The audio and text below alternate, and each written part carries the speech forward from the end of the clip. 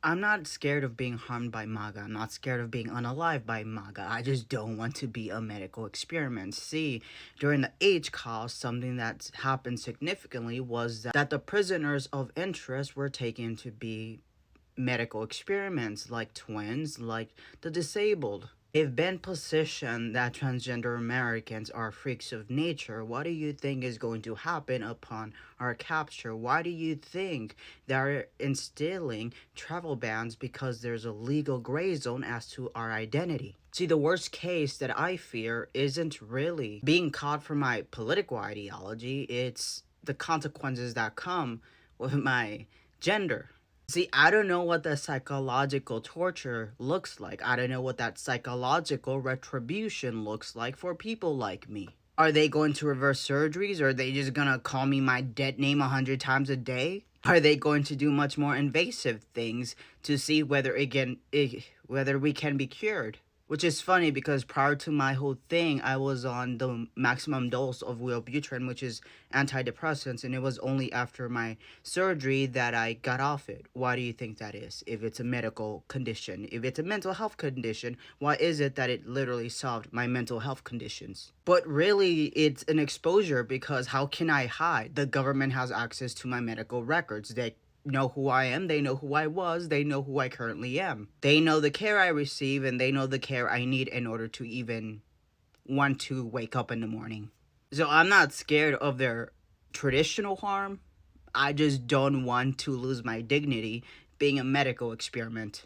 And just so you know where my head is at, it's fascinating because I qualify for dual citizenship. However, Britain has denaturalized British born women for going and joining ISIL. So categorizing you as enemy of the state can warrant them denaturalizing you as long as you still have a citizenship to go to. So you cannot be stateless, but if you're a dual citizen and they denaturalize you, then you technically still have a citizenship. In that reality, then having dual citizenship with US and Mexico, I can very easily lose that constitutional protections, even though it's null right now, but I can easily lose that categorization if they choose to denaturalize me. Why would they do that? Because I'm a dissident. I'm gonna speak out, I'm gonna continue speaking out. But in that reality, they can choose who is an enemy of the state, and I know that people like me are always considered enemy of the state, which is what makes me very cautious as to going the Mexico route. If they got El Mayo on extrajudicial channels, why wouldn't they get someone they really want on extrajudicial channels? So in that reality, I can't even really do Mexico, even though I qualify for dual citizenship, because it's capable that I'll be stuck in a legal gray zone like I would be if they took away my documents, if they took away my core documents, because can I get another copy of it? I don't know in this climate. In that reality, your legal gray zone. How do I prove who I am if they have all of my documents? If they seized my documents, I cannot exist. I become this gray zone. Are they just gonna throw me into a camp because they cannot prove who I am, my identity, because I look different than what was initially said when I was, conceived or in the hospital? Which is funny because the honky tonk mail tube of the press secretary said that it's a gender that God created, yet God didn't say, hey, this is the gender of this baby at the hospital. It is the doctor. Or is she calling the doctor God? In that reality, does she believe in science? And that's the thing. And I think that's the thing with me feeling extremely betrayed by the Democratic Party, because with every single thing that they do, they gaslight. They're like, no, they want us to feel pessimistic. Then what are you doing, Democrats? Democrats think that the traditional channels of political and legal challenging will work when doing this very thing is what led us to where we are. Their apathy, their cowardice, the fact that they've been threatened with being unalived. So how does that give us confidence that these very people who bent the knee because they were threatened aren't going to bend the knee again and again and again and again? And that reality was the difference between allowing the party to collapse and keep voting in people who are Trojan horses for our party, because they are at the mercy of MAGA, who keep threatening them, and they're scared. So they literally gave away our republic just because why? Because they wanted to mitigate the violence of MAGA. So instead they send us to fascism, and instead they put all of us on a silver platter for MAGA, especially migrants and especially transgender Americans and especially women, because the same executive order for transgender Americans was used to create conception at birth. Yes, they messed up with them not knowing that we literally all are female at conception. However, once they fix it, that is a precedent in order to do a federal abortion, as they've been positioning, right?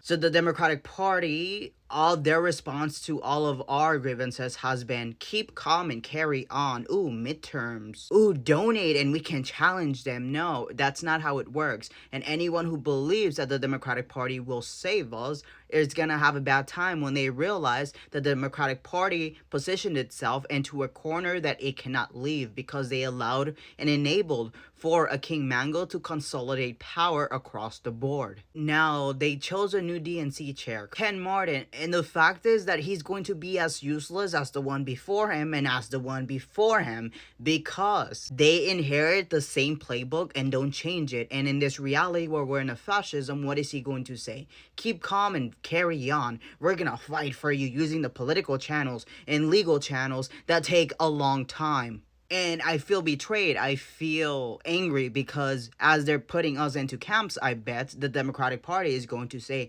wait, but we can challenge them in court. How long is that going to take? How long is it going to take for me to not be a medical experiment? For me to finally be recognized as a first-class citizen that I should be? How long, Democrat Party? No, because you gave us over to a tyrant. You gave us over to a fascist when the Democratic Party had resolve, you see. If we didn't have any fancy stuff going on that actually allowed for us to object to the certification, then why is it that Biden's 3 letters dropped the election interference case? They positioned because of a tradition of the department to not prosecute sitting presidents. However, that is a tradition. That tradition is not in the Constitution, but the Department of Justice is not bounded by the Constitution. Why? Because they are bounded by the executive, by the head of their administration, that is the US president, that is Biden. So that dropping of that charge was approved by Joe Biden.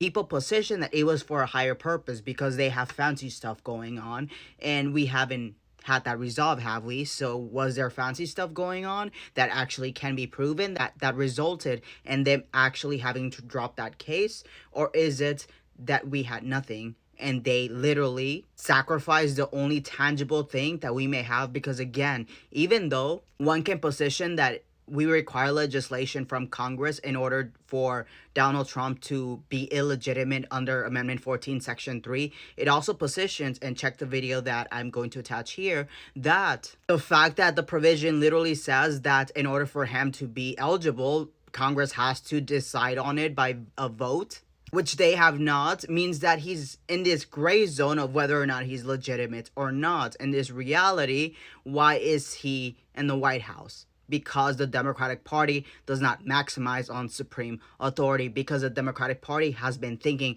as lawyers, not as constitutional defenders. What's the difference? American justice is founded on obedience to superior orders, and the rule of law in the United States, that is the judge. However, in constitutional law, which is above criminal law, it's above civil law, it's above all the branches, the superior order isn't the judge, it is the United States Constitution. And the provision of Amendment 14, Section 3 says very vividly that there needs to be a vote on disability in order for him to even be legitimate. But Democrats don't care because they're just like business as usual. Maybe it's because they're threatened, right? But they're giving up our entire republic for that. Rather than threatened, I feel like they have a lot of blackmail on them. I think that's why. But in that reality, you tell me, what's the point of keeping the Democratic Party around when it's full of Trojan horses? When they will stand by and just say, keep calm and carry on as they take us into camps. What's the point? There's no point. This DNC chair is going to be as useless as the one before him.